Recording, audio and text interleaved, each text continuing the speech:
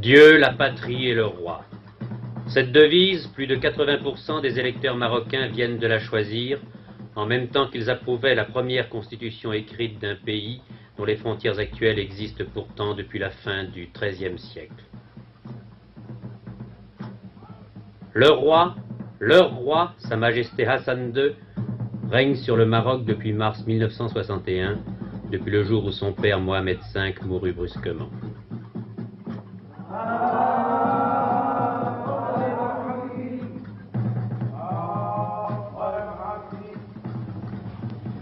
Les augures prévoyaient que ce règne durerait peu, quelques semaines peut-être.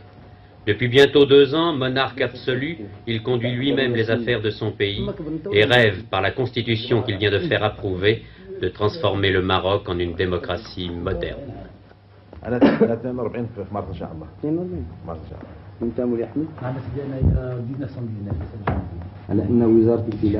Quelques ministres peuvent l'abandonner périodiquement.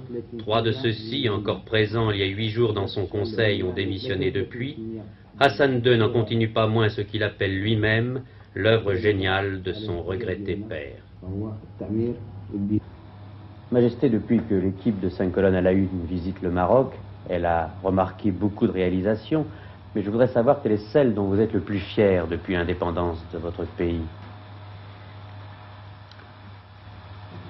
La réalisation dont le Maroc peut s'enorgueillir, c'est d'être resté un État durant cette période difficile de prépuberté que connaissent tous les États nouvellement indépendants et qui ont à affronter plusieurs problèmes à la fois.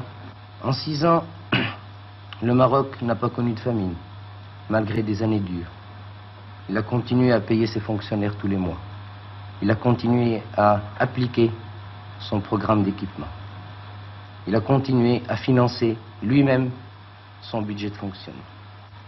Certes, les problèmes s'accumulent de plus en plus pour le Maroc. Il y a toutes les 2 minutes un Marocain qui naît. 720 Marocains par jour, 300 000 par an. Tous les ans, il faut trouver 90 000 emplois nouveaux et scolariser à peu près 300 000 élèves. On peut dire que les saines méthodes et les saines disciplines que nous avons acquises dans nos écoles et sur les bancs des facultés françaises ont donné leurs fruits et continuent de montrer que si la lenteur administrative représente un certain poids pour des pays qui veulent aller vite, il y a quand même une garantie et une sûreté. Dans l'économie marocaine, l'agriculture joue un rôle fondamental. Des colons, français surtout, ont mis en valeur d'immenses domaines. Celui-ci compte 2500 hectares d'un seul tenant. Rien n'a jamais interrompu le travail de ces propriétaires privilégiés. Plus que jamais, ils se sont organisés pour ne dépendre de personne. Ateliers, dépanneuses contribuent à leur autonomie complète. Au gouverneur de Beni Mellal, région exclusivement agricole, nous avons demandé si 7 ans après l'indépendance, on pouvait dire que l'agriculture était souvent encore aux mains des Français. Et cela ne cause aucun problème.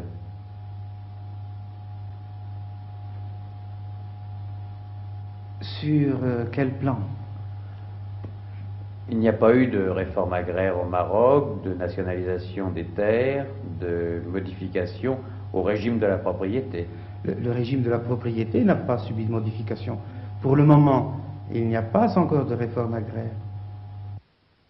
Pourtant, la majorité des fellahs disposent de parcelles de terre si réduites et de moyens si misérables que la réforme agraire s'imposera un jour ou l'autre. Une réforme originale, dit-on, qui ne morcellera pas les grands domaines et qui n'obligera pas les propriétaires actuels à quitter le Maroc. Pour l'industrie, c'est différent. Le Maroc, son plan d'équipement le montre, désire que capitaux et techniciens étrangers viennent procurer du travail à ses nombreux chômeurs et réduire ses importations de biens d'équipement. Cependant, les exportations du Maroc, elles, ne cessent d'augmenter. Les ressources minières, phosphates principalement, constituent une richesse dont l'État bénéficie d'abord, puisque Lyautey avait voulu que ces découvertes soient la seule propriété du royaume. La production a doublé depuis l'indépendance. Les cadres marocains et français de l'Office chérifien des phosphates sont particulièrement fiers de ces résultats. Et dans ce total de cadres, combien y a-t-il de Marocains?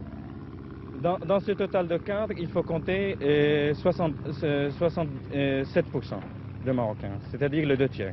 Et au moment de l'indépendance, il y en avait combien? Au moment de l'indépendance, il y en avait très peu.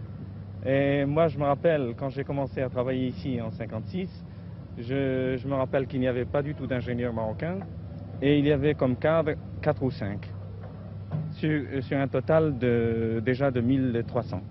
Vous, monsieur, vous êtes depuis combien de temps ici? Je suis depuis 3 ans à l'office. Peu de temps alors après votre sortie de l'école. Oh, je suis venu ici 2 mois après ma sortie de l'école. Pourquoi avez-vous choisi le Maroc? Le Maroc, c'est un pays dans lequel j'y suis né, c'est un pays que j'aime beaucoup. Et puis... Ah, vous êtes né au Maroc? Ah, je suis né au Maroc, oui. Et vous avez voulu revenir ici oui, comme oui. ingénieur? Comme ingénieur. En tant qu'ingénieur des mines, vous ne pensiez pas qu'il puisse y avoir en France ou ailleurs de mines plus intéressantes pour vous d'un point de vue technique ou... Je pense que l'OCP donne à ces jeunes ingénieurs des responsabilités et un travail que peu d'autres entreprises peuvent leur donner. La tendance est évidemment à la formation de cadres marocains supérieurs et intermédiaires, donc au remplacement normal sans doute des étrangers par des Marocains. Vous pensez finir ici votre carrière ou devoir partir un jour, ou peut-être même être obligé de partir parce qu'un Marocain vous remplacera? Je pense que je peux terminer ma carrière ici. Il y aura toujours de la place pour des gens qui veulent travailler. Au fond de la mine, où il semble creuser les souterrains d'un gigantesque château de sable, les ouvriers sont du même avis. On travaille tranquillement, on travaille comme des camarades au travail. Et ici, vous avez des ouvriers français avec vous? On a des ouvriers français. Et comment ça se passe avec eux? Tout ça marche avec eux. Ça marche bien? On marche dans le travail comme il faut. Et après, s'ils sortent du travail, chacun fait ce qu'il veut. Quoi. Sa Majesté Hassan II a une politique aujourd'hui de coopération avec la France importante, etc. Est-ce que vous pensez, vous, que c'est une bonne chose? Notre sultan, c'est un bon type qui aide leur peuple. Quoi. Vous avez des enfants? Oui, j'ai des enfants. Oui, ils vont à l'école? Ils vont à l'école. Maintenant, ils partent à l'école coranique. À l'école coranique. Ils n'ont pas encore 7 ans pour partir à l'école européenne. Français, quand ils iront à l'école, vous leur apprendre le français? Oui, ça, sûrement. Et pourquoi? Parce qu'il le faut, quoi. Il le faut pourquoi? Il le faut. Pour instruire, quoi.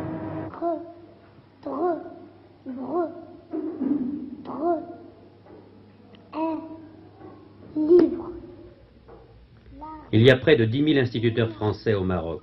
Tous ceux que nous avons rencontrés parlent avec la même chaleur de leurs élèves.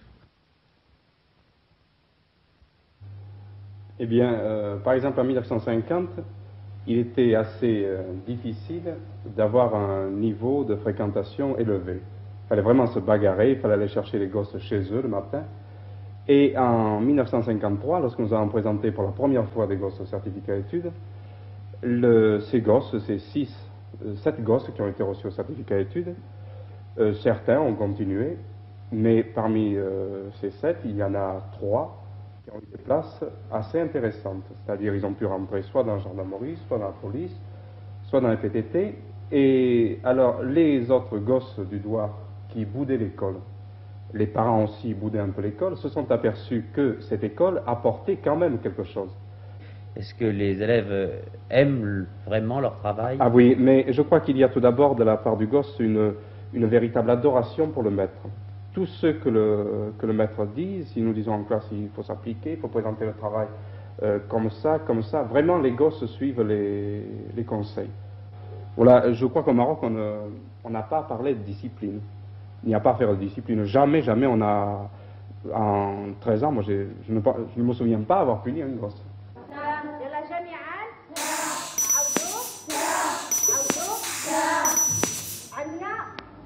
L'effort de l'État dans le domaine de l'enseignement est sans doute le plus impressionnant de ceux que l'on peut observer. L'UNESCO a proclamé champion du monde le Maroc, qui en 7 ans a augmenté d'1 million le nombre de ses écoliers. L'enseignement technique n'est pas oublié, la promotion des femmes non plus. Aux plus âgés, on apprend à lire, aux plus jeunes un métier.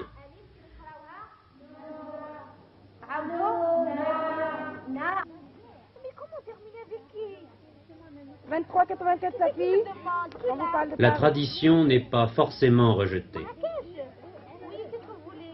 J'écoute Paris. Mais derrière les voiles ne se cachent plus toujours des femmes ou des jeunes filles analphabètes et retranchées du monde extérieur.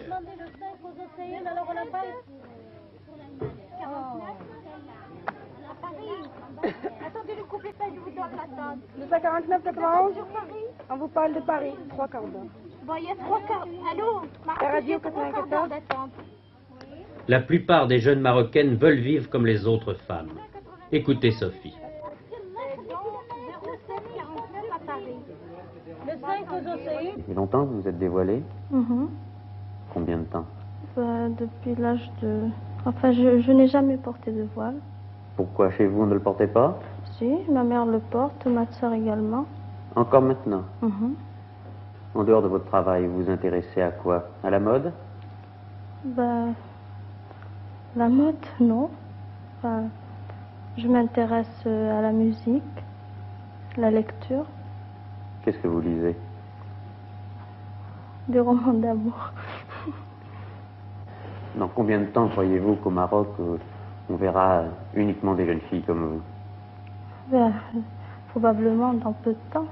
Il y en a déjà pas mal qui sont assez évolués en ce moment. Vous vous considérez comme évolué? Oui. Supérieur aux autres? Oui. Ici s'élevait Agadir.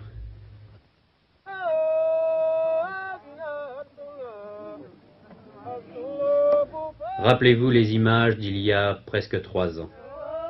Rappelez-vous les 20 000, les 30 000 morts peut-être. Par-delà les cités d'urgence qui ont relogé les sinistrés, le gouvernement veut accomplir le serment prononcé sur les ruines par le prince héritier, aujourd'hui roi. Agadir sera reconstruite.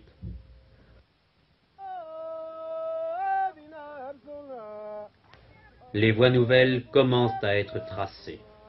Cependant, est-ce un effet du malheur? C'est à Agadir que la constitution du roi a rencontré le plus mauvais accueil. Près de la moitié des électeurs se sont abstenus. L'opposition, le Maroc est le seul pays d'Afrique à ne pas connaître le parti unique, l'opposition y a remporté là son seul véritable succès. M. Bouhabid, leader de cette opposition, nous explique quel doit être, selon son parti, le rôle de la monarchie au Maroc.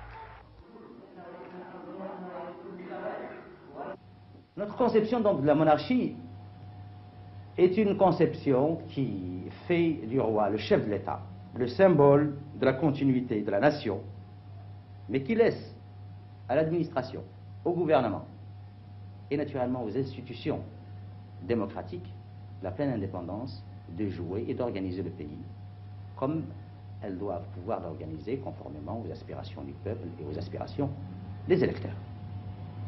Mais dans la Constitution qui a été votée, une assemblée est prévue. Et même si vous n'aimez pas cette Constitution, vous ne croyez pas que vous pourrez jouer enfin un rôle dans une assemblée politique? C'est fort possible, mais l'assemblée qui est prévue est une assemblée sans pouvoir. Nous ne serons pas en démocratie. En démocratie, c'est-à-dire dans une assemblée qui peut décider et qui a le pouvoir de décider. Non, nous serons dans une, si vous voulez, en atténuant les choses, nous serons dans une démocratie consultative. Si je vous comprends bien, vous semblez dire que la démocratie ne règne pas au Maroc. Et cependant, le fait même que vous existiez, ne prouve-t-il pas que le Maroc est une démocratie? Ça ne prouve pas que je vais exister longtemps aussi. Rien ne le prouve. Au palais de Rabat, ce petit garçon s'appelle Soliman. Il symbolise aussi le drame d'Agadir. Orphelin depuis le cataclysme, il a été recueilli par Sa Majesté Hassan II.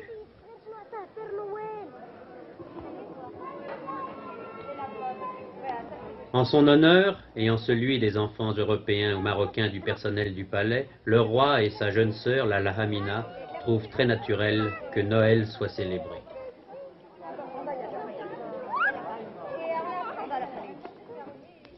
Mais c'est près de sa fille Myriam, née il y a 4 mois et qu'il accepte de présenter pour la première fois, que Hassan II passe ses rares moments de loisir. Tu as fait un effort, c'est quand même lourd. Il aime lui montrer le portrait de son papa quand il avait 4 ans. On a bien travaillé.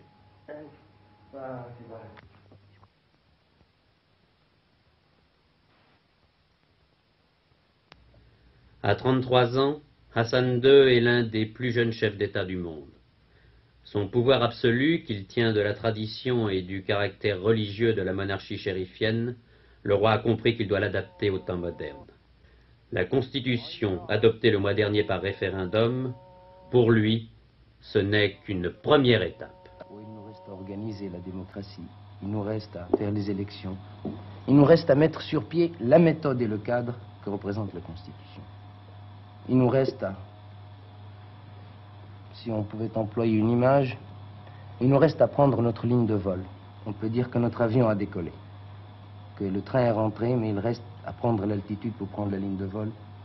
Et je pense que nous sommes dans un bon régime de croisière et que c'est le moment ou jamais pour tous les Marocains dévoués à la chose publique de se mettre au travail pour le bien d'une cause qui nous est commune. Vous venez, Majesté, d'évoquer la Constitution. Vous avez remporté là un grand succès en la faisant adopter massivement par le peuple. Cependant, elle nous a permis, nous, à l'extérieur, de voir qu'une opposition existait, même si elle était assez réduite.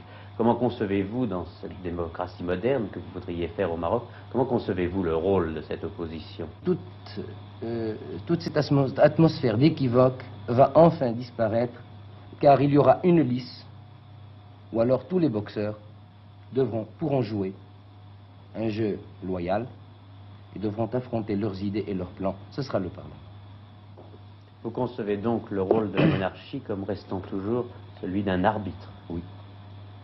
Vous ne serez pas étonné, Majesté, que dans cette émission, je veuille vous parler des relations entre le Maroc et la France. Et j'aimerais vous demander, qu'est-ce que ça veut dire exactement coopération franco-marocaine? Cette coopération, j'en ai parlé très longuement avec le président de la République française, le général de Gaulle. Je dois dire que j'ai rencontré chez cet homme, qui a toujours été pour la décolonisation intégrale, depuis 1944, le véritable sens de la coopération, c'est-à-dire une coopération sans contrepartie, aider son prochain par devoir de solidarité dans le monde du XXe siècle. Et je dois dire que Paris est toujours demeuré, tant sur le plan officiel que sur le plan privé des Marocains, comme étant une sorte de cour d'appel à la liberté, à la fraternité et à la compréhension. Je pense donc qu'à partir du moment où nous nous sommes bien connus, où nous nous sommes bien disputés, mais loyalement disputés, nous avions donc tous les éléments qui peuvent composer une sorte d'atmosphère un peu passionnelle qui, tout en n'étant pas sereine, reste quand même le meilleur cadre pour arriver à coopérer, car on s'enthousiasme pour les mêmes choses et on œuvre pour les mêmes choses. Puisque la splendeur des palais ne vous masque pas, Majesté, la dure réalité des problèmes de chaque jour, puisque les armes se sont tues à vos frontières algériennes, puisque le Maroc et la France s'offrent leur amitié, permettez-nous de vous dire bonne chance pour le Maroc.